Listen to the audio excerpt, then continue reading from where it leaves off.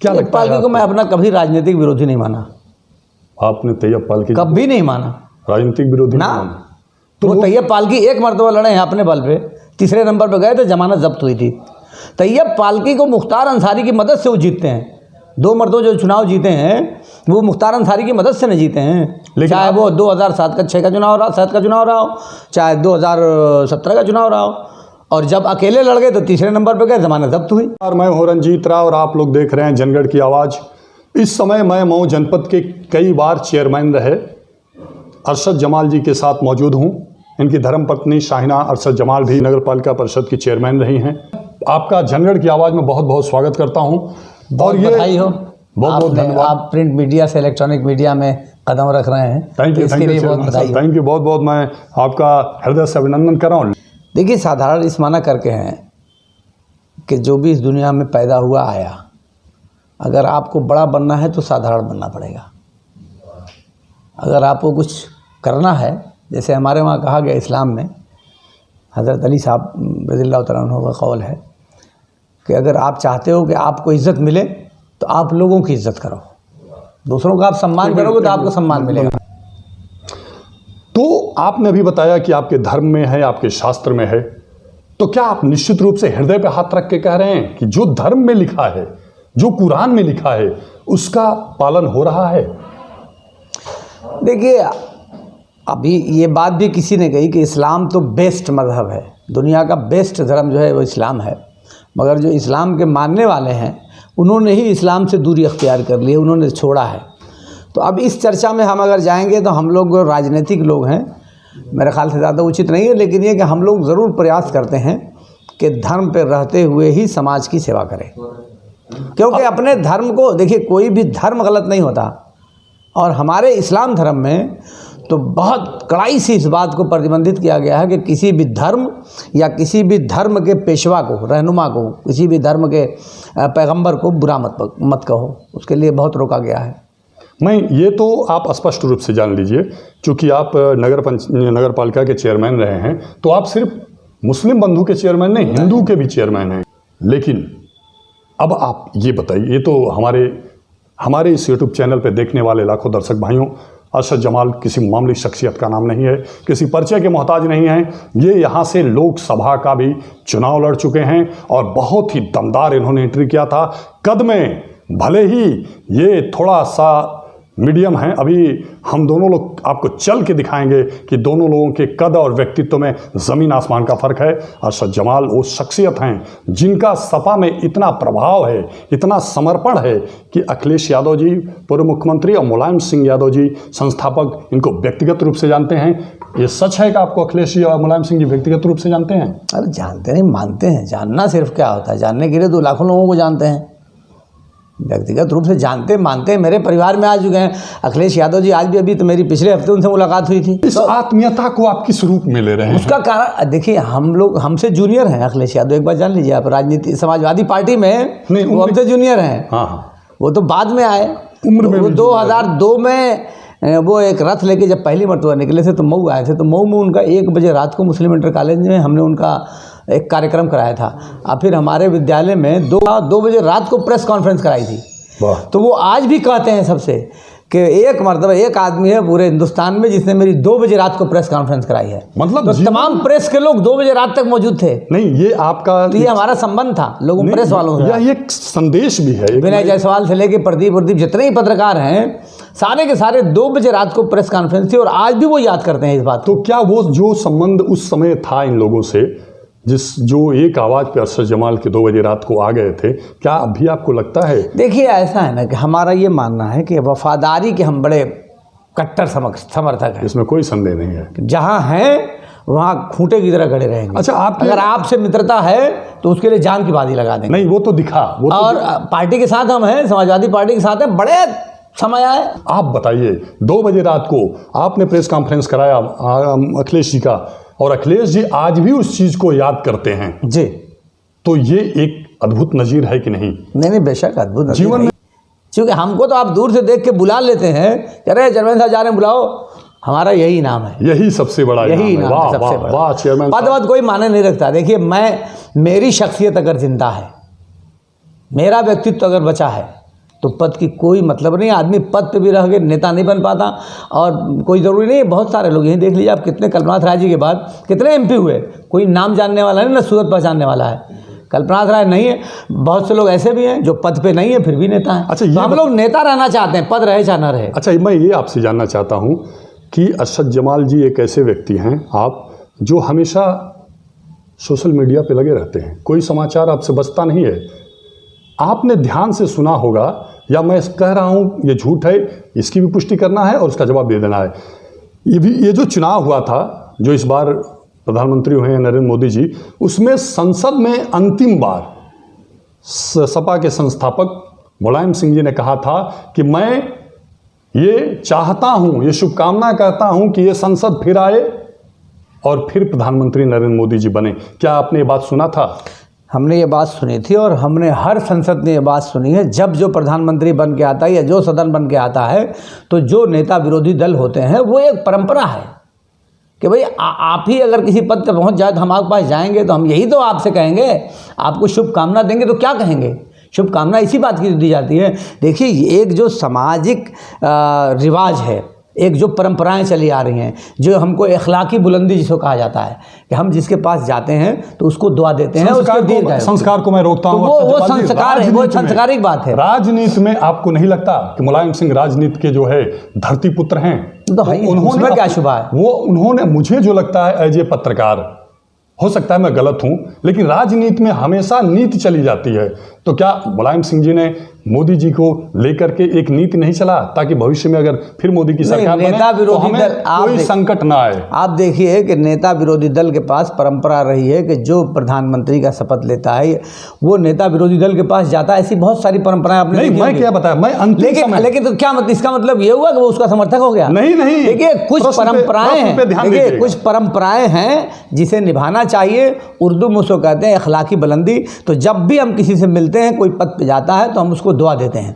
तो ठीक बात है, वो एक रिवायत है, लेकिन इसका मतलब ये नहीं कि वो उसके समर्थक बन गए। चेयरमैन साहब, ये उस समय की बात है जब सदन की अंतिम कार्रवाई थी और उसके बाद चुनाव होने जा रहा था, तब मुलायम सिंह जी ने कहा था। हाँ भाई, तो शुभकामना देना बुरी बात थोड़ी ना है। उन्होंने ये क्यों नहीं शुभकामना दिया कि मैं दोबारा प्रधानमंत्री बन ये कोई कैसे कहेगा?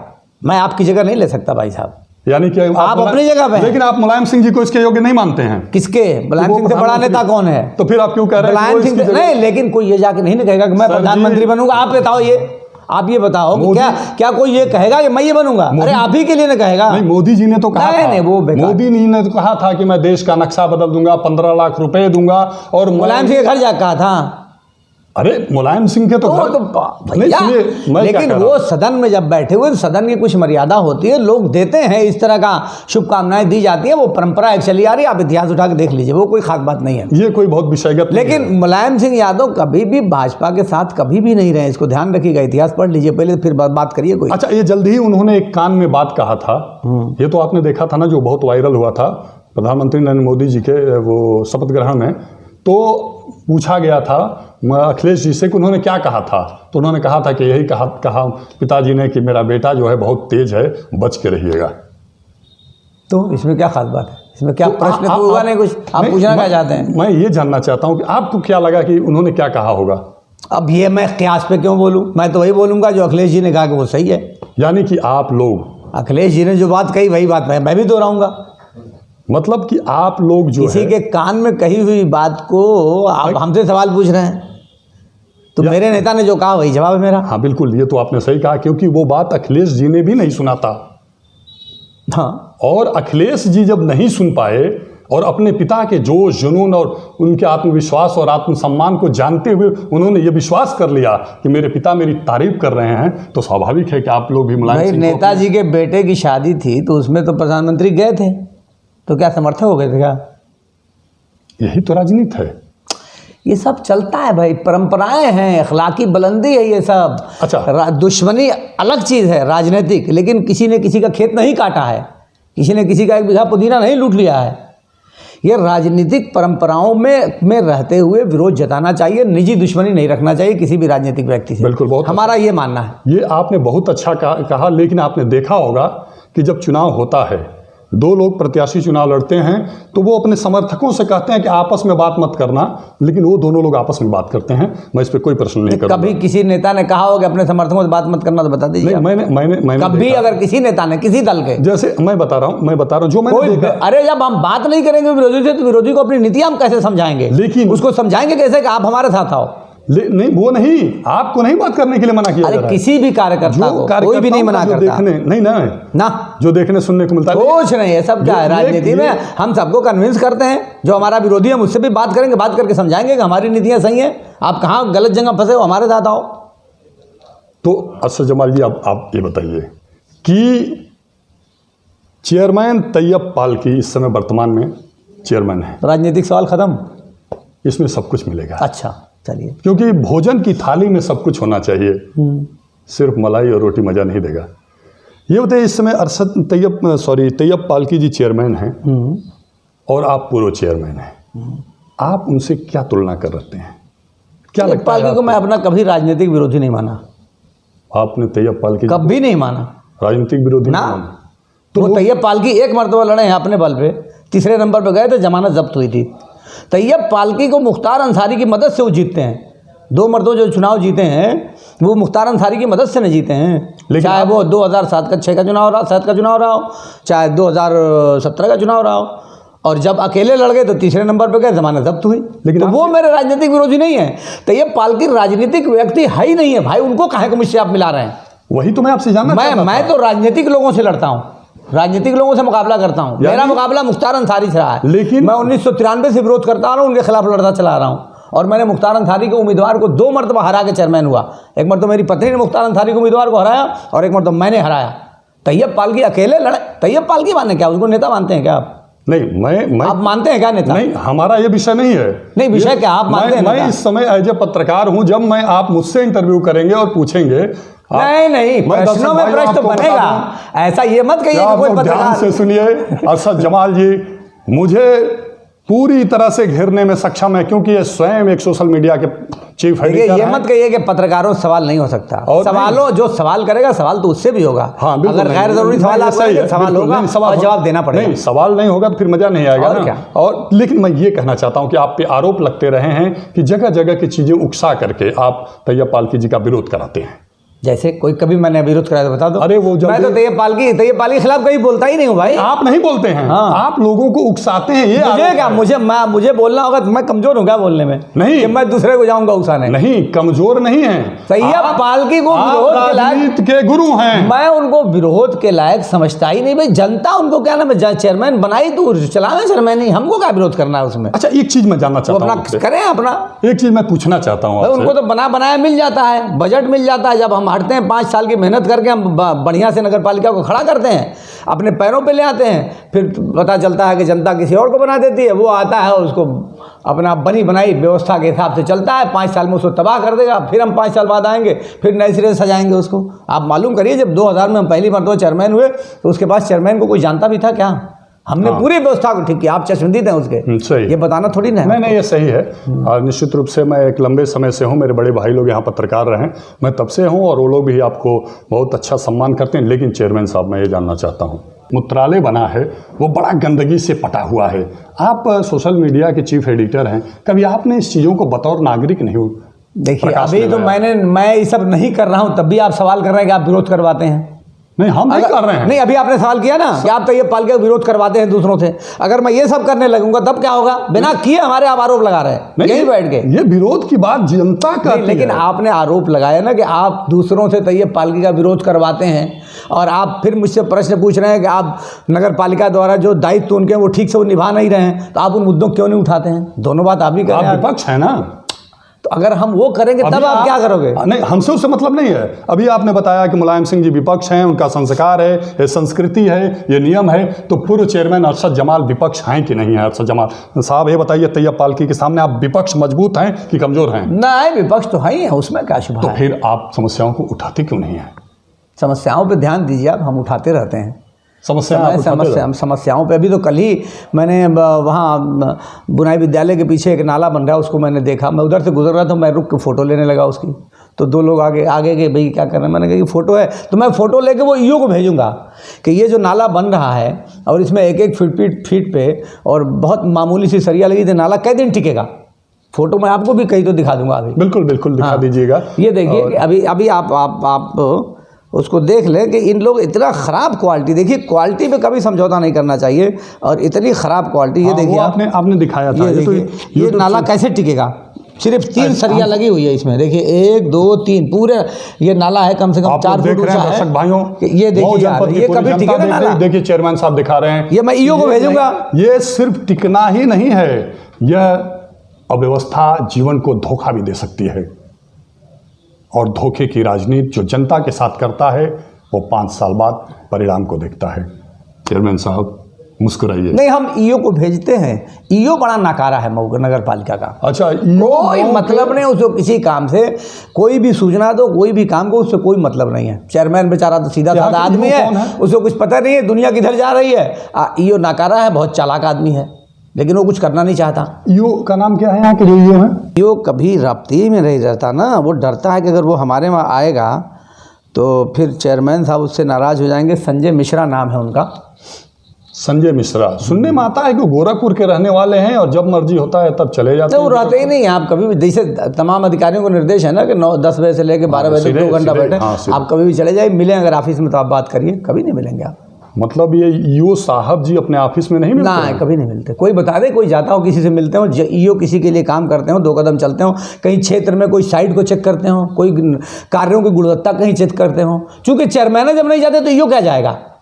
हम चेयरमैन जब होते हैं तो पूरा एक एक साइट हम जाके चेक करते हैं खुद, और जाके क्वालिटी मिला लीजिए हमारे ज़माने का किए हुए कामों की और आप जो काम हो रहे हैं उनकी, तो देखिए करना पड़ेगा। ये तो बिल्कुल आपने सही कहा कि जो काम करता है वही जज्बे के साथ, वही जुनून के साथ दावा भी करता है। हाँ, हमारे ईओ थे विद्यासागर, हर साइट को देखते थे हमारे ज़माने में। आपके कार्यकाल में विद्यासागर यादव, सुनने में आता है कि वो कैबिनेट मिनिस्टर बलराम यादव के बेटे हैं। हाँ हैं, लेकिन कभी उनके ताव भाव से कभी किसी को नहीं लगा होगा कि वो किसी मंत्री के बेटे हैं। सत्ता रहती है तो भी आ रहे हैं। समाजवादी पार्टी की सरकार में बाप कैबिनेट मंत्री है, बेटा साधारण ईओ है, मगर कभी उनके ताव भाव से किसी को लगा? कार्यकाल में उनके पिताजी कैबिनेट मंत्री थे। हाँ, तो आपने उनके कैबिनेट मंत्री होने का लाभ लिया कि नहीं? नहीं, हम तो, हमारे तो मुख्यमंत्री सीधा संपर्क था, तो हमको नहीं, वैसे कह रहा हूँ व्यवहारिक लाभ जनता नहीं, वो तो उन्होंने राजनीति में हमारी बलराम यादव जी ने तो बेहद मदद की। आज हम लोग जो यहाँ हैं उसमें मैं कहूँगा कि बहुत बड़ा योगदान अगर किसी नेता का है तो वो बलराम यादव। हमने ये जाना है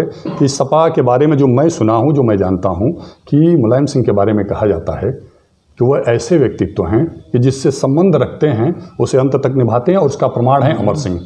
पूरा परिवार विरोध करता रहा, उसके बावजूद भी उन्होंने संबंध वो क्वालिटी अखिलेश यादव जी में भी है। वो अखिलेश जी में वो संबंध को निभाते हैं, निभाएंगे। हाँ। तो आपको कब कोई पार्टी पर अच्छे पदाधिकारी बना करके? मुझे पार्टी ने लोकसभा का टिकट दिया, जब चेयरमैनी का टिकट मांगा चेयरमैनी का दिया। पार्टी ने तो हमको जिला अध्यक्ष पार्टी ने बनाया, क्या बचा है?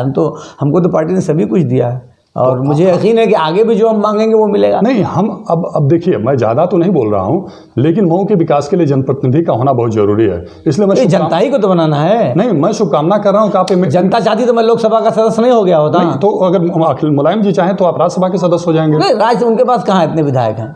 तो आप विधायक बहुत कम है, विधायक बहुत कम है, लेकिन जनता चाहती तो हम लोकसभा में चले गए होते। नहीं, वो तो जनता को छोड़ दीजिए, आपका जनता से कैसा व्यवहार है मास्कोट है। लेकिन अभी आपने कहा कि मुलायम सिंह जी की तरह अखिलेश यादव भी संबंधों को निभाते हैं, और आपको देखकर गाड़ी रोक करके वो पूछते हैं, तो विधान परिषद में वो अगर भेज सकते हैं कभी। दरअसल हम लड़ के चुनाव जाना चाहते हैं। अच्छा, आप लड़ भिड़ के जाना चाहते हैं? वो हम चाहते हैं कि हम लड़ के चुनाव जाएं, चाहे लोकसभा जाएं, विधानसभा जाएं।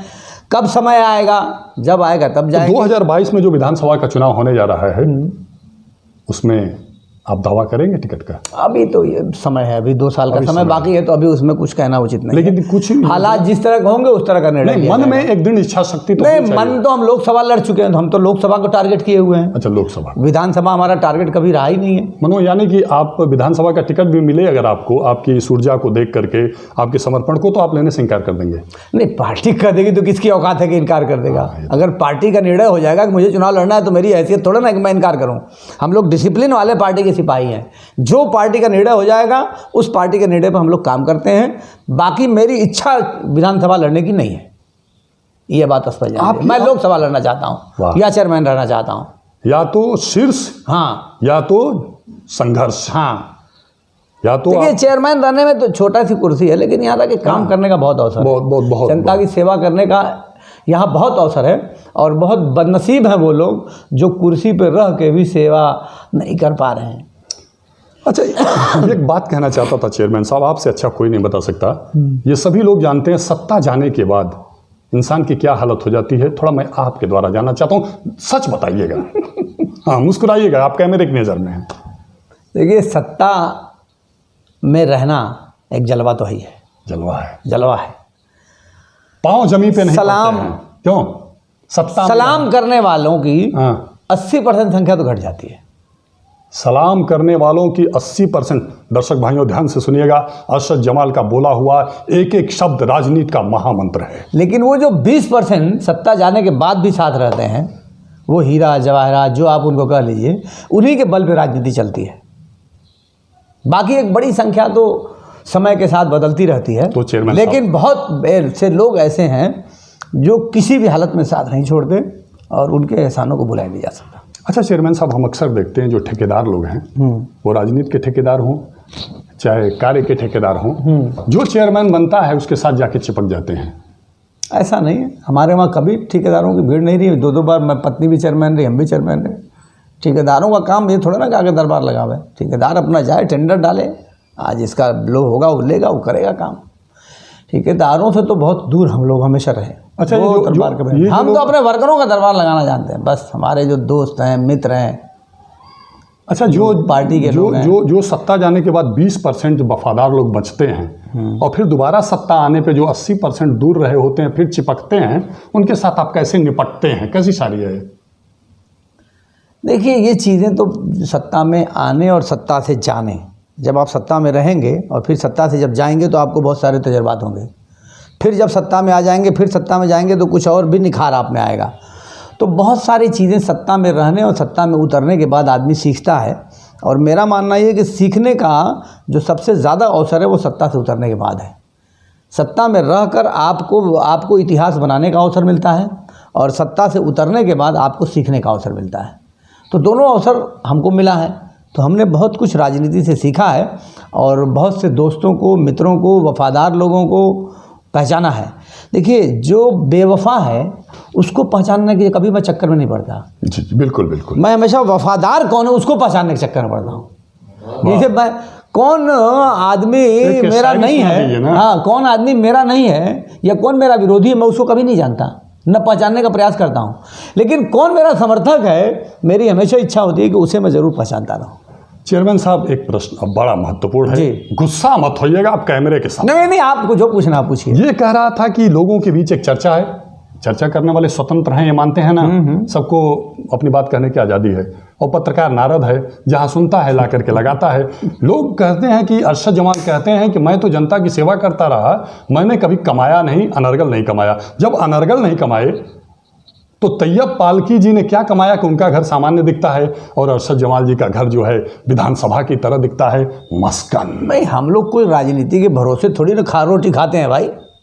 अगर आपको ये समझदारी है तो गलत समझदारी है आप। नहीं, हमको समझदारी नहीं है। नहीं, जिसकी भी समझदारी है, आपके माध्यम से मैं ये बात बताना चाहता हूँ, जिसको भी ये समझ में आता है कि हम राजनीति से रोटी खाते हैं तो गलत समझ रहा है। मेरा कारोबार है, मेरा बेटा है, मेरे भाई लोग हैं, बिजनेस करते हैं, हम लोग लाखों रुपया साल में इनकम टैक्स देते हैं भाई साहब। अच्छा। और मकान की हमारी एंट्री जाके जिसको समझ में 1-2 जांच नहीं हो चुकी है, सब कुछ एंट्री आपको मिलेगी। ये बराबर सही, इसीलिए तो इस तरह की बात करना और इस तरह का प्रश्न तो आप जनता में जो बात है वो पूछेंगे ही। आरोपी तो लगाते ही रहते हैं आरोप प्रत्यारोप। नहीं, ये देखिए, लेकिन ये कि निजी लाइफ में आरोप प्रत्यारोप ठीक नहीं है, क्योंकि आप जानिए कोई हम लोग सड़क पर चलते हुए ये 2 कौड़ी के आदमी नहीं है, हमारे पूरे नस्ल दर नस्ल बिजनेसमैन रहा है। चेयरमैन साहब, ये कहीं से भी नाराज होने का विषय नहीं है।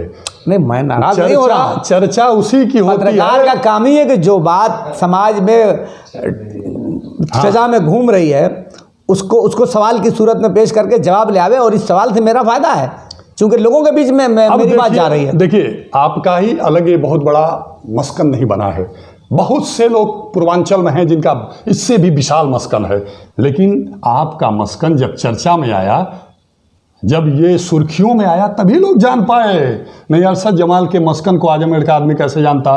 तो आप तो लोकप्रिय हैं, चर्चित हैं, आपके हर काम चर्चा के विषय होते हैं। देखिए जितना वार हुआ तो मैं तो कह रहा हूँ कि बेचारा मस्कनी है, सारा वार तो वही झेला, हमारे ऊपर कौन वार किया? अच्छा, सब लोग तो मस्कनी पे वार किए, मस्कन सब लोग तो मस्कनी पे वार किए, तो बेचारा मस्कनी तो सब झेला है। इसीलिए तो कहा गया है कि घर ऐसा बनाइए, शहर ऐसा बनाइए, लोग नफरत भी करें तो उनके घर जाइए। देखिए हमारा एक बचपन से ये रहा है तरीका कि हम जो कुछ भी करते हैं तो उसे परफेक्ट करने का प्रयास करते हैं। हम पतंग बहुत उड़ाते थे तो बढ़िया पतंगबाजी की, गुल्ली डंडा खेलते थे, आपके गेड़ी खेलते थे, जितना खेल, कोई फुटबॉल खेलते थे, बैडमिंटन खेलते थे, कोई खेल बचा थोड़ी ना आपके, लेकिन जो खेला बढ़िया खेला। राजनीति में भी आए हैं तो बढ़िया खेल रहे हैं, मकान भी बनाया तो बढ़िया बनाया, और जो काम करते हैं, हम नाली भी बनाते हैं तो ये रहता है मेरा कि यार देखने में भी ज़रा बढ़िया हो, पानी तो उसमें ठीक से बहे ही, मगर वो ज़रा लुक भी उसका बढ़िया होना चाहिए। वैसे चेयरमैन साहब, मैं अभी आपको बताना चाहता हूँ, आपने कहा कि ये निजी मामला है, इसको पूछने से बचना चाहिए। नहीं पूछिए ना, निजी भी पूछिए, आपने करना सवाल आपको मन में पूछिए ना, लेकिन मैं आपको बता, सवालों से मैं नहीं घबराता। आपको चेयरमैन साहब बता दूं, आप ही ऐसी शख्सियत हैं जिससे पूछा जा सकता, अरे उससे हम पूछ के क्या करेंगे जो जवाब देने का दम नहीं रखता। अरे वाह, इसलिए चेयरमैन साहब अब आप ये बताइए कि कल जो भारत, कल ही था ना, भारत बंद परसों था, परसों भारत बंद का था, और आप लोगों ने पढ़ा होगा, इस समय बड़े चर्चे में है ऋषिकेश पांडे जी, आज अखबार के मान्यता प्राप्त ब्यूरो चीफ, उन्होंने लिखा है कि अपने ही चौकट पे दम तोड़ गया। वो सपा को संकेत है कि लोग, उसमें लिखा हुआ है कि सपा के लोग अपने अपने घरों में बैठे रहें, 2 सिपाही पहुंचे और उन्हीं के सेवा भाव आओ भगत में लगे रह गए। आप बात कर रहे हैं 14 हमारे नेता, कल हम लोगों ने जमानत कराया, शाम को आपने इंटरव्यू भी देखा होगा। आप क्यों नहीं गिरफ्तार हुए? मैं तो मऊ था ही नहीं ना, तो आप क्यों चले गए? योजना तो नहीं, हमारा प्रोग्राम पहले से मीटिंग थी, बुनकरों के संबंध में पहले से मीटिंग थी। अच्छा। लेकिन हम आ गए थे 11-12 बजे। लेकिन वो चीजें यूट्यूब चैनल के माध्यम से लोगों को पता चलना चाहिए कि अरशद जमाल चेयरमैन साहब बुनकरों के हित के लिए बाहर गए हुए थे। अगर वो रहते तो सब लोग जान जाते। नहीं, लेकिन आप सोचिए कि कितनी जगह पुतला दहन किए हमारे कार्यकर्ता, कितनी जगह विरोध प्रदर्शन किए। 14 लोग तो सिर्फ यहाँ मऊ शहर में गिरफ्तार हुए, 11 लोग घोसी में गिरफ्तार हुए। लेकिन इनको जेल भेजने का पूरा प्रयास किया प्रशासन ने, कल इनकी बेल कराई गई और आप कह रहे हैं कुछ आंदोलन नहीं हुआ। क्या चाहते हैं आप? हम नहीं कह रहे हैं, हाँ जो कह रहा, जो आज अखबार कह रहा, जो कोई भी कह रहा हो। अब ये कि नेताओं को आप पुलिस से क्या करें, पुलिस से मार करे, कोई जा घर में घेर लिया तो क्या करे, पुलिस से मारा मारी करे, कानून को तो नहीं ना हाथ में लेना है, राजनीतिक। लेकिन मैं कह रहा हूं कि आपका प्रश्न ये गलत है। प्रश्न आपको ये पूछना चाहिए कि जो इस आंदोलन में, भारत बंद में समाजवादी पार्टी ने या दूसरे दलों ने समर्थन दिया, तो उसको पुलिस के लोगों ने घरों में जो नजरबंद कर दिया, इसको आप क्या मानते हैं? प्रश्न आपने ये किया नहीं, प्रश्न आपको ये करना चाहिए। ये हुआ ही नहीं था। क्यों नहीं हुआ? सबको घरों में नजरबंद कर दिया गया। चेयरमैन साहब, मेरे प्रश्न में ये हुआ ही नहीं था। मैं अक्सर देखता हूँ, नेताओं का स्वभाव है, तो ये देखिए 5 केला लेकर के नेता वहां जाते हैं अस्पताल में, और आप ही एक दिन हंसी में कमेंट लिखे थे, 5 केला और दुकान लग गया फोटो खिंचाने का मेला। 5 को केला लिए थे सब, 5 टका। सही है ना? सही है, लेकिन एक चीज बड़ा बेकार का काम है। किसी को 2 कंबल देगा तो खड़े होकर फोटो खिंचा ले, यार ये सबसे बचना चाहिए। एक फोटो खिंचाई है, बहुत सारी बहुत ही महत्वपूर्ण। नहीं, लेकिन उस मुद्दे पे जो आंदोलन की बात आपने छेड़ी, तो उसमें हमको कुछ कहने का मौका नहीं देंगे क्या? नहीं, बोलिए। नहीं, हमारा उसमें सीधा कहना ये है कि हम देखिए लोकतंत्र में जिंदा हैं, और हम मानते हैं कि भारत का लोकतंत्र बहुत बेहतर है, और इस लोकतंत्र को अब जैसे लग रहा है कि इस लोकतंत्र पे धीरे धीरे जो वर्तमान सरकार है, चाहे केंद्र की चाहे प्रदेश की, वो उस पर धीरे धीरे अंकुश लगाना चाहती है। आप हमें सड़कों पर उतर के अपनी बात नहीं कहने देंगे? क्यों नहीं? वो तो कौन सा काम, पुलिस लाठी मारेगी? नहीं, वो तो ऐसा तो कभी नहीं हुआ पहले। देखिए चेयरमैन साहब, मैं 1 मिनट आपको, ये आप हमारी आज़ादी और हमारे लोकतंत्र को खत्म कर रही है। नहीं चेयरमैन साहब, 1 मिनट, इस पे मैं आपको ब्रेक कर रहा हूं। जिस तरह से आप कानून व्यवस्था से निवेदन कर रहे हैं और उसे समझा रहे हैं कि आप मुझे आंदोलन नहीं करने देंगे, उसी तरह आप भी जानिए राजनीतिक लोगों कि आंदोलन करने के भी एक अपने सुंदर चरित्र हैं। हाँ, और साफ सुथरे चरित्र हैं। सरकारी चीजों को आप क्षति नहीं पहुंचा सकते। कहाँ सरकारी चीज? हम आपको नहीं कह रहे हैं। नहीं, जो कल क्यों गिरफ्तार किया 14 लोगों को? नहीं, पूरी बात तो नहीं ले आके पहले स्कूल में बंद रखा, रात को 1 बजे रात को लेके गए सीजीएम के घर के, इनका रिमांड बना दिए, जेल भेज दिया जाए। पता लगाइए, गलत बात हो तो नहीं, क्यों रात को 1 बजे रात को लेके गए? नहीं, मैं क्या फिर दूसरे दिन कोर्ट में उनको बेल हो गई। तो मैं कह रहा हूं पुलिस का ये चरित्र, पत्रकारों को उंगली पुलिस पे भी उठानी चाहिए अगर गलत कर रहे हो। मैं क्या कह रहा हूं आपसे चेयरमैन साहब, ये कल की बात नहीं है, तो कल की भी बात करिए ना। आप तो दूरगामी दूरदृष्टि के नेता हैं। आप सिमट करके एक दिन का इंटरव्यू देने वाले नेता नहीं हैं आज की राजनीति में। लेकिन अभी जो कल बीता, जो मऊ में बीता, उस पर चर्चा ना करें। हम देश की चर्चा करें, मऊ पे चर्चा नहीं करेंगे। तो अगला चर्चा आपने अखबार में आया, आज अखबार का आपने हवाला दिया, तो मऊ में तो छपा था, तो उसमें सच्चाई क्यों नहीं छपी? फैक्ट तो वो नहीं था। तो अब फैक्ट ये है कि समाजवादी पार्टी के नेता सुधाकर सिंह के साथ घोसी में गिरफ्तार हुए, बंद रखा गया रात भर, और यहाँ मऊ में बंद हुए। दूसरे दिन छूटे, जेल से छूटे, वो जेल भेजने की तैयारी थी। थाने में लाके रखा गया, ना उनको रात में खाना दिया गया, ना पानी दिया गया, ना कंबल दिया गया। ये न्यूज़ है, इस पर आपको बात करनी चाहिए। अभी आपने कहा कि आप एक साफ सुथरी राजनीति करते हैं, बेशक शुद्ध राजनीतिज्ञ हैं, एकदम। बड़ा गंभीर प्रश्न है, आ जाए, हो जाए। आजमगढ़ मोड़ पे हाँ, संघ से विधायक बने, संघ से विधायक बने हैं, संघ के सदस्य रहे हैं, आज भी संघी होंगे, वो संघ को समर्पित होंगे, ठीक है। उससे विधायक बने विजय राजभर जी ने चौकी इंचार्ज को जिस भाषा में कहा, हम भी मानते हैं एज ए पत्रकार और एज ए सामाजिक व्यक्ति होने के कारण कि चौकी इंचार्ज बार बार किसी को परेशान कर रहा है, तो उनका यही सेंटेंस था कि गरीब का सम्मान नहीं है क्या, ये ठीक है। लेकिन उन्होंने जो चौकी इंचार्ज को जिस भाषा में कहा, वो एक राजनीतिज्ञ को शोभा देता है या एक राजनीतिज्ञ को कहने की जरूरत है? देखिए, भाषा पे आप क्यों जाते हैं, नियत पे क्यों नहीं जाते आप? अच्छा, नियत, आप नियत पे क्यों नहीं जाते? आप भाषा पे चले गए, आप गैर जरूरी चीज़ पे कि कोई बोल रहा है, लेकिन वो आदमी कह क्या रहा है, उसके साथ समझिए कि वो गरीबों के लिए लड़ रहा है, और वो आदमी गरीबों को जो सड़क पे दुकान लगाई गई है उनसे कह रहा है कोई भाई आप इसका बदल दीजिए, तब हटाइए। आप किसी को भी मार के भगा देंगे? नहीं, तो मैं समझता हूँ कि वो विधायक जी ने अपनी जिम्मेदारियों का निर्वहन किया है, मैं उनको बधाई देता हूँ। नहीं, ये बात तो हम भी लोग सुने कि उन्होंने इस बात को हो गया मेरा जवाब? नहीं, आगे पूछिए, नहीं, चलिए, मेरा जवाब हो गया, आगे बढ़िए। थोड़ा ही पूरा हो जाए। अच्छा, पढ़ लीजिए, पूरा हो जाए चेयरमैन साहब, आप सामान्य चीज नहीं है। करिए। अरे ऐसे हीरे बड़ा बिरले मिलते हैं इस शहर में, बस जरूरत है उन्हें पहचानने की।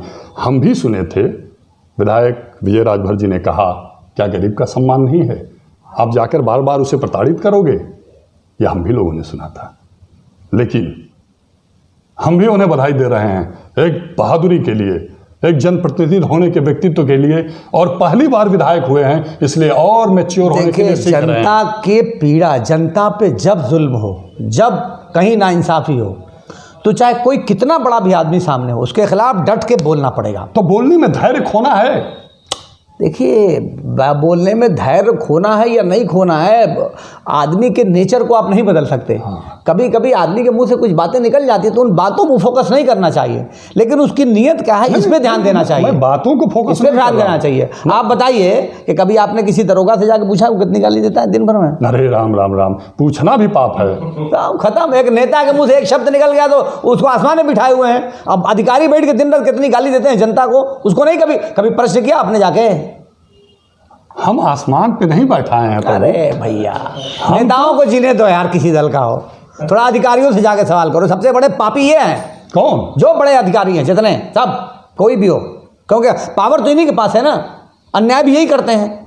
तो इनके खिलाफ लड़ेगा कौन? नहीं, हम तो लड़ रहे हैं, हम तो बोल ही रहे हैं, हम कहाँ चुप बैठे हुए हैं। लेकिन और लोग, आप कितना, पत्रकार कितना लड़ रहा है? आप बताओ कि पत्रकार जुल्म और नाइंसाफी के खिलाफ कितनी आवाज बुलंद कर रहा है, उसकी आप जवाब देंगे? आप बुलंद किया तो अर्नब गोस्वामी जी जेल चले गए। खाली अर्नब गोस्वामी जेल गए? 6-1 साल से लोग पत्रकार जेल में पड़े हुए, कोई पूछता है? तो ये संघर्ष अब वो अर्नब गोस्वामी एक ऐसा आदमी है कि उसके लिए कहाँ से सोर्स लग गया भैया, सुप्रीम कोर्ट रातों रात सुनवाई कर दी। आप कैसे कह रहे हैं पत्रकार संघर्ष नहीं करता है? अभी आप बता रहे हैं कि हम लोग जेल भी गए हैं, जेल में पड़े हुए भी हैं। चेयरमैन साहब, सारे लोगों के साथ एक समान सलूक होना चाहिए। 3 लोग, बड़ा पत्रकार है, बीजेपी का करीबी आदमी है, बीजेपी का गुणगान करता है, तो उसकी सुनवाई रातों रात होगी। अगर बीजेपी विरोधी कोई पत्रकार है तो देख लीजिए, 6 महीना से जेल में बंद है पत्रकार, उनके लिए आवाज़ उठती है क्या कोई? न कारखाने में तूती की आवाज़ गूंज के रह जाती है। हम लोग बोलते हैं भैया छोटे नेता हैं, कोई सुनवा नहीं करता है। अच्छा, लेकिन बोलते तो रहेंगे, हम बोलते रहेंगे, जुल्म और नाइंसाफी के खिलाफ बोलते रहेंगे। हाँ, चुपचाप तो नहीं मरा ना, चुपचाप नहीं मरेंगे, इसलिए मैं बहादुरों की तारीफ करता हूं। और विजय राजभर विधायक ने जो कार्य किया, देखिए हम लोग अच्छे को अच्छा भी कहते हैं। नियति वाली बात मैं कह रहा हूं, नियति पे ही जाना चाहिए। हम लोग अच्छे को अच्छा भी कहते हैं। हम लोग धुर विरोधी हैं ना बीजेपी के, लेकिन जब से पिछले 6 साल हो गया ना बीजेपी की सरकार को, और तो कहीं कुछ नहीं दिखा पूरे देश में, लेकिन एक चीज़ दिखी है कि स्टेशन, रेलवे स्टेशन पर ट्रेनों में पहले के मुकाबले में बेहतरी आई है। हम इस बात को कहते हैं, अच्छे को अच्छा कहा, अच्छे को अच्छा कहेंगे। ऐसा नहीं है जो ये लोगों के लिए आसान हो गया है कि नेताओं को बुरा भला कहते हैं, जबकि मैं समझता हूँ कि जितना पॉलिटिकल नेता चाहे वो किसी भी दल का हो, वो जनता के लिए जितना चलता है, जितना करता है, दूसरा कोई नहीं करता। दूसरा जो विभागीय अधिकारी हैं उसमें मैं हमेशा पुलिस का समर्थक माना जाता हूँ। आज नहीं 20-25 साल से मेरे ऊपर लेबल है कि मैं पुलिस का समर्थक हूँ, और आज भी डंके की चोट पे वही पुलिस मेरे ऊपर रोज़ मुकदमा करती है, फिर भी मैं पुलिस का समर्थक रहता हूँ, इसलिए कि 24 घंटे की ड्यूटी पुलिस की है। कोई हादसा हो गया तो जाएगी पुलिस, कोई मर गया तो, किसी के साथ नाइंसाफ़ी हो तो, किसी ने किसी को मार दिया तो, सब में पुलिस ही की ज़रूरत पड़ती है। और गाली भी खाना हो तो बेचारी पुलिस ही खाएगी। भाई आप लॉकडाउन में आप देख लीजिए कि सड़क पे कौन दिखा बिना संसाधन के? पुलिस का सम्मान तो हमारी नज़र में लॉकडाउन के बाद और बढ़ गया।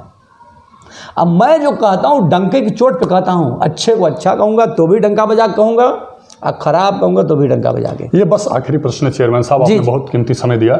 जो वर्तमान में होता है, जो वर्तमान में है, उसका दिल खोलकर स्वागत करना चाहिए, और जो चला जाए उसे एक बार याद जरूर करना चाहिए कि नहीं? बेशक बेशक। तो बताइए, पूर्व जिलाधिकारी ज्ञान प्रकाश त्रिपाठी और चीते की तरह शरीर लिए विराट विकराल IPS अनुराग आर्य कैसे अफसर थे?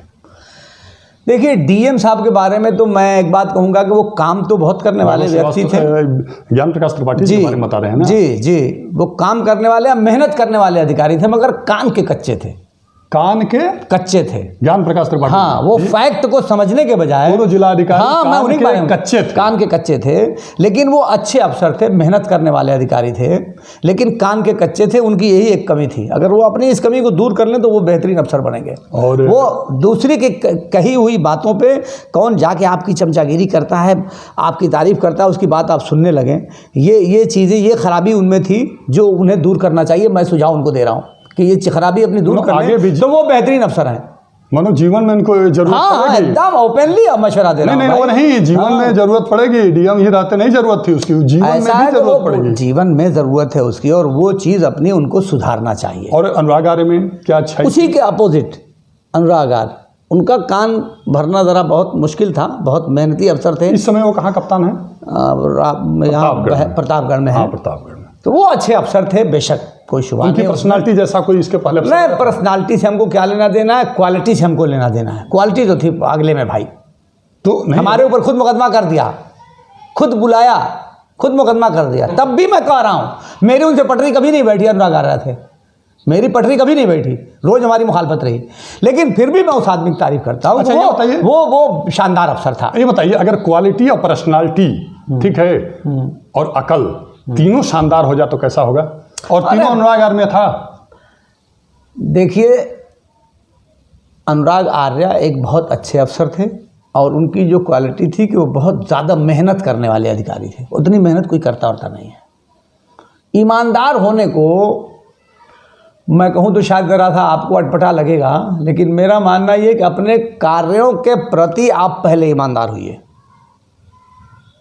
आर्थिक ईमानदारी मेरे नज़र में दूसरे नंबर पे है, लेकिन अगर कोई आदमी आर्थिक तौर से 100% ईमानदार नहीं है, लेकिन अपने कार्यों और कुर्सी के प्रति अगर ईमानदार है, तो मैं समझता हूँ कि वो ज़्यादा बेहतर है। हम फैक्ट पे बात करते हैं, हम इस देश से भ्रष्टाचार को समाप्त नहीं कर सकते, लेकिन आज भी जो लोग हैं कि जो ईमानदार हैं और अपने काम के प्रति जो ईमानदार हैं, मैं उनके लिए बहुत सम्मान करता हूँ। अच्छा, और अनुराग आर्य में क्वालिटी थी कि अपनी कुर्सी के तहीं वो व्यक्ति बहुत ईमानदार था और बहुत मेहनत करने वाला व्यक्ति था। ऐसे अधिकारी के लिए शुभकामनाएं हमारी हमेशा रहेंगी, वो जहाँ भी रहें। बिल्कुल बिल्कुल। अनुराग आर्य जी का मैं भी बहुत प्रशंसक हूँ। हो गई, बहुत तारीफ हो गई। चला नहीं, ये चमचाई नहीं हो रहा है कि बहुत तारीफ हो गई। चलिए, अब हम राजनीतिक व्यक्ति राजनीतिक बात करिए ना। सुनिए, राजनीतिक व्यक्ति से राजनीतिक बात करिए। चेयरमैन साहब, किसी की निजी बात करने क्या नहीं चेयरमैन साहब, देश की बात करिए। देश की बात तो देश के PM करेंगे और मुलायम सिंह करेंगे। हम नहीं करेंगे, हम भी देश के नागरिक हैं। आप इस जनपद के प्रथम नागरिक हैं। नहीं, प्रथम नागरिक हम नहीं हैं इस जनपद के, लेकिन देश के नागरिक होना ही बहुत बड़ा सम्मान है। वो तो भारत माता की जय है, ये है। हाँ। लेकिन पहले अपने घर को दुरुस्त करना है। हमारा दुरुस्त चल रहा है। अपने शहर को दुरुस्त करना है, घर वही है। आप तो खाली जो जनप्रतिनिधि होता है वो अपने घर का थोड़ी ना होता है, वो तो समाज को समर्पित हो जाता है। इसी के साथ चेयरमैन साहब एक बार फिर आप मुस्कुराइए और बोलिए वहाँ पे कि रंजीत राय ने जो कुछ भी पूछा है, इनकी नियति कहीं से भी दूषित नहीं है। और मैं हाथ जोड़ के आप लोगों से प्रार्थना कर रहा हूँ। आपने पूछा ही ना, मैं तो अभी बहुत तवक्को कर रहा था आपसे कि बहुत सारे सवाल पूछेंगे, लगता है कि स्टॉक खत्म हो गया क्या? क्योंकि आपके सवालों का जवाब तो मैं तब दूंगा जब आप एडिटर होंगे और मैं आपका अतिथि होऊंगा। मैं जानता हूं कि हम लोगों ने ज़्यादा लंबा खींचा है, ज़्यादा बातें की है, उसमें कहीं बातों का टकराव है, कहीं बातों का प्यार है, कहीं किसी के लिए अद्भुत प्रशंसा है, लेकिन आप उसे सुनेंगे तो मेरा उत्साहवर्धन होगा। ये रह गया। हाँ, ये देखिए, मैं ये कहना चाहता था कि जाते जाते चूंकि यहाँ मैं बैठा हूँ तो यहाँ एक टीवी भी लगी हुई है और इस समय ABP न्यूज़ पे प्रधानमंत्री जी बोल रहे हैं और इन्होंने संसद का शिलान्यास किया है और बताया गया है इस टीवी के माध्यम से कि 90 साल उस संसद की जो है जीवन हो गया, 90 साल का जीवन हो गया संसद का, और इन्होंने आधारशिला रखा है जिसका निर्माण अब शुरू होगा और वो इन्हीं के कार्यकाल में बन के पूरा होगा।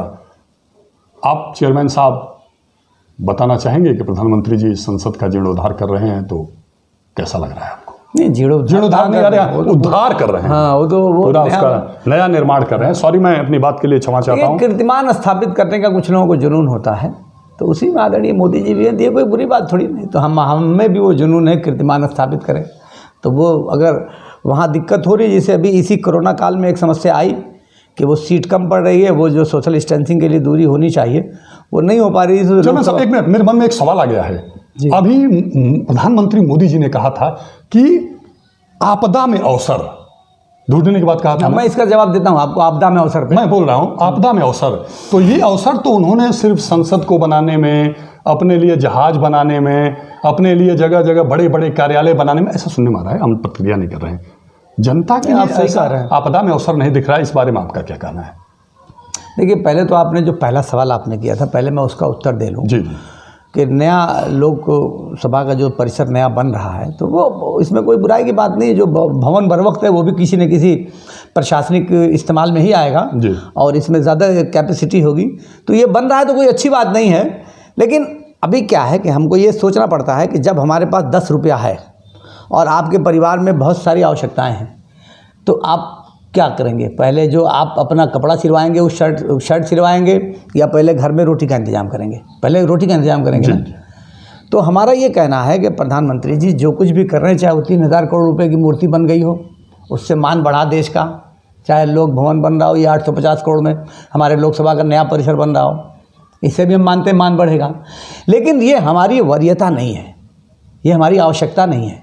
वरीयता हमारी जो रोज़गार है, इस पे फोकस होना चाहिए, तो उस पर कोई तवज्जो नहीं है सरकार। अच्छा, ये कह रहा था चेयरमैन साहब कि जापान में नागासाकी, दूसरे सवाल आपने किया था आपदा वाला, उसका जवाब नहीं लेंगे? चेयरमैन साहब इसको सुन लीजिए। हाँ, जापान में शायद नागासाकी हिरोशिमा है, वहाँ बम गिरा था और आज भी वहाँ लोग बड़ा विचलित पैदा होते हैं।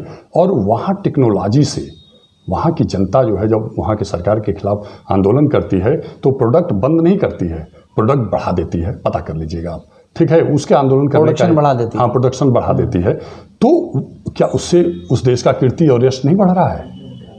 यहाँ भी तो विकास होता तो यहाँ की कृषि कीर्ति, जैसे आपने कहा ये चीज़ें बनने से यहाँ की यश कीर्ति बढ़ रही हैं, तो वहाँ भी तो टेक्नोलॉजी विकसित हो रहा है। आप कहना क्या चाहते हैं? क्या आपका किसान आंदोलन की तरफ इशारा है? क्या कहना चाह रहे हैं आप?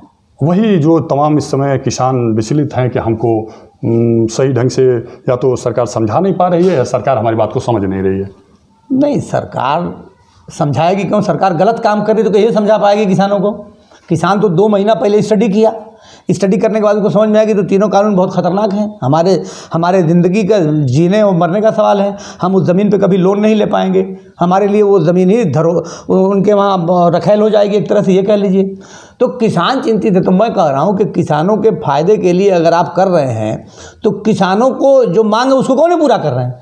मेरी ज़रूरत को मैं समझूंगा कि आप समझोगे? आप बताओ पहले। नहीं, सही है। नेता समझे, प्रधानमंत्री जी समझ जाएंगे किसानों को क्या जरूरत, किसान ना समझेगा।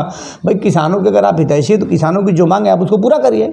भाई किसान सशंकित है कि जो आप न्यूनतम मूल्य तय करोगे, जो न्यूनतम मूल्य तय किया हुआ है सरकार ने, आप उसमें ये इस चीज़ को, इस शिक को जोड़िए कि आप कोई भी जो प्राइवेट कंपनी आएगी, प्राइवेट जो प्लेयर आएगा, वो न्यूनतम रेट से सरकार द्वारा जो तय किया रेट है उससे कम पे खरीदारी नहीं करेगा, तो आप तैयार नहीं है किसी अच्छा, चीज़। जो राजनीति से रिलेटेड शोभा है, जैसे उनका मूर्ति लगवाना महापुरुष का, संसद को बनवाना, ठीक है, तो ये जो रिलेटेड चीज़ें बन रही हैं उसमें दिल से बन रही हैं, पूरी पूंजी लग रही है, ठीक है, समझ रहे हैं बात को भाई। 3000 करोड़ में मूर्ति लगी है, हम उसका विरोध नहीं करते, लेकिन उसमें कम से कम 50 मेडिकल कॉलेज बन जाएगा। चेयरमैन साहब प्रश्न का वो हो जाएगा, ये वो चलिए इसको लेने लगे। तो जो चीज़ें राजनीतिक कहा जा रहा है कि राजनीति स्टैंड हो रहा है, राजनीतिक स्टैंडर्ड खड़ा किया जा रहा है, वो तो बड़ा शानदार ढंग से हो रहा है, उसमें खूब पैसा लगाया जा रहा है, लेकिन जो जनता के हित का कार्य हो रहा है उसको आज तक जनता समझ नहीं पाई। आप समझ पाएँ जो उन्होंने पैकेज की घोषणा किया, कितनी की 20 लाख कितना है, 15 लाख नहीं खाते में आएगा? नहीं वो नहीं, अरे जो पैकेज की जो घोषणा उन्होंने किया तब कितना था, 20 लाख करोड़। तो वो तो अखिलेश जी ने भी कहा था कि कंप्यूटर में आ ही नहीं रहा है, वो कंप्यूटर में नहीं, वो जनता के लिए था, तो उसका कुछ पता ही नहीं चला। किसानों का मुद्दा है, तो जब जनता के हित की बात आ रही है तो किसी को समझ में नहीं आ रहा है। ऐसा क्या हो रहा है? क्या हम लोग मतलब या तो सरकार सिर्फ अपने लिए समझ रही है या फिर जनता अपने लिए सरकार को नहीं समझ पा रही? किस स्थिति में है जनता? तो देखिए समझ ही रही है और जनता समझा भी देती है। समय का इंतजार करिए, कांग्रेस का लंबे समय तक ये बात तो कहा कार्यकाल रहा पिछले चुनाव अभी, लेकिन ये जो कुछ कर रहे हैं जनता के हित में कुछ नहीं कर रहे हैं। इनकी क्या योजना है मैं तो समझ ही नहीं पा रहा हूँ। ऐसी योजना लेके आते हैं कि जिसपे कभी अमल दरामद नहीं हो पाता। जैसे नोटबंदी कर दी, कोई समझ में नहीं आया क्यों नोटबंदी किया था। इतने बड़े बड़े आप निर्णय लेते हैं। ये लॉकडाउन में आपको बंदी करनी थी तो कौन जरूरत थी 12 बजे रात को आप आइए, 8 बजे रात को आप आगे ऐलान कर दिए आज ही 12 बजे रात से लॉकडाउन होगा। भाई 2 दिन बाद तो कर सकते थे आप कि भाई 2 दिन के अंदर अंदर आप सब लोग अपने व्यवस्था ठीक कर लीजिए, फला तारीख से लॉकडाउन होगा। तो इनको जो है सरप्राइज देने का बहुत शौक है। हमारे प्रधानमंत्री अब ज़्यादा नहीं होगा क्योंकि जनता थक जाएगी। जब हम किसी का चुनाव करते, मान लीजिए आपका हमने चुनाव करा दिया, जनता ने चुनाव कर दिया, हम भी आके वोटर हैं, चुनाव करेंगे आपका, जब आप चुनाव लड़ेंगे तो आपको अगर चेयरमैन बना दिया गया तो आपने अपनी मन की बात मुझसे कहा, मुझे चेयरमैन बनाइए, मैं आपकी मदद करूंगा, तो अब तो फर्ज मेरा है ना कि मैं अपनी मन की बात कहूँ। बिल्कुल ठीक। तो आपको क्या लग रहा है कि प्रधानमंत्री जी को अपनी मन की अब बात कहना चाहिए कि जनता की मन की बात सुनना चाहिए? नहीं, बात यही तो सवाल बार बार उठता है ना कि आप सिर्फ अपने मन की बात तो करते हो, जनता के मन की बात सुनते नहीं हो। आप प्रेस कॉन्फ्रेंस कभी करोगे नहीं।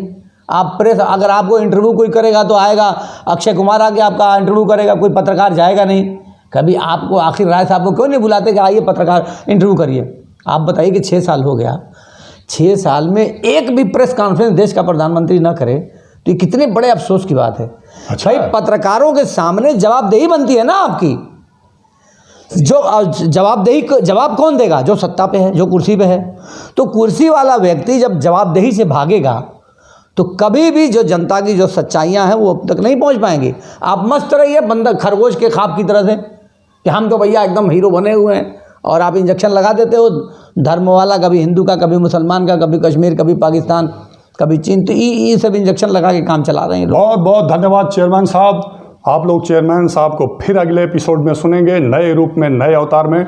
इससे पहले मेरा एक आप लोगों से विनम्र प्रार्थना है कि अगर इस प्रश्न के जवाब सवाल के बीच आप लोगों को कोई भी बात कष्ट पहुंचाया हो तो तमाम पत्रकार यहाँ सोशल मीडिया पे, प्रिंट मीडिया में, इलेक्ट्रॉनिक मीडिया में हैं, उन्हें बुलवाइए और हम लोगों के बारे में सवाल जवाब कीजिए। हम लोग उस सवाल जवाब को सुनेंगे और उससे सीख लेंगे।